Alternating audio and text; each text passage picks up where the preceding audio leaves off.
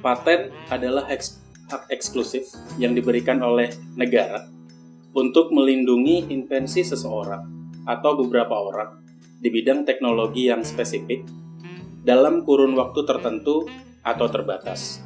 Seringkali masyarakat masih bingung.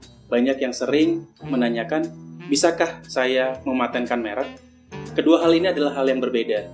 Jadi, harap diingat bahwa paten bukan merek dan merek bukan paten, walaupun keduanya ada di bawah rezim kekayaan intelektual. Dalam masa waktu perlindungannya, untuk paten perlindungannya adalah 20 tahun, sedangkan untuk paten sederhana perlindungannya adalah 10 tahun. Untuk paten yang paling mudah dan paling sering kita lihat sehari-hari adalah handphone. Contohnya perlindungannya ada pada teknologi layar sentuh. Sedangkan untuk contoh paten sederhana yang bisa kita lihat dan sering juga kita pergunakan, contohnya adalah pada sedotan ini. Sedotan ini memiliki bagian fleksibel. Terkadang kita merasa bahwa ini adalah suatu hal yang mungkin tidak dilindungi oleh paten, tapi ternyata ini dilindungi oleh paten dan ada patennya di Amerika sejak tahun 1937.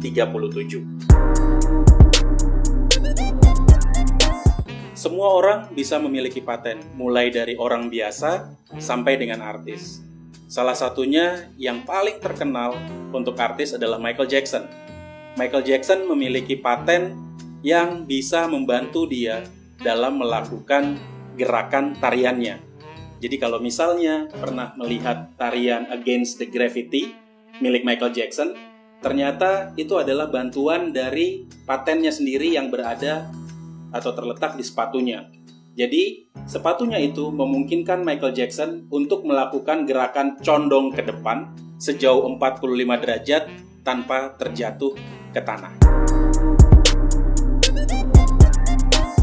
Hak atas paten itu bisa dialihkan dengan beberapa cara, seperti misalnya waris, hibah, jual, ataupun ketentuan-ketentuan lain yang sesuai dengan peraturan perundang-undangan. Jika berkaitan dengan ekonomi, tentu saja paten akan mendapatkan atau memberikan manfaat ekonomi bagi pemiliknya.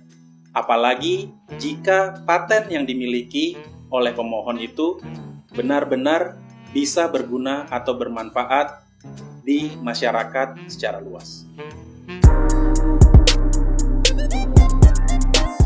Untuk pemilik paten yang sudah menikmati manfaat ekonomi dari invensinya, yang paling mudah untuk kita ketahui adalah Bill Gates.